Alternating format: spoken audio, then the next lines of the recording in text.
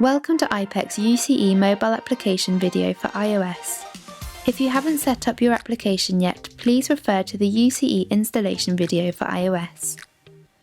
When first entering your app, you will need to log in with your credentials.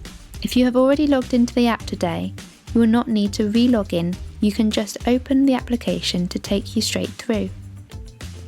Along the bottom of the UCE app, there are tabs for different features of the application.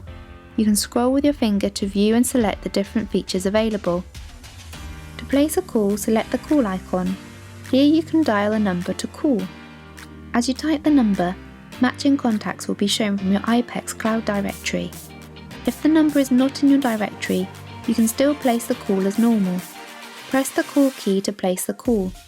To transfer the call, press transfer, and then search for who you wish to transfer the call to.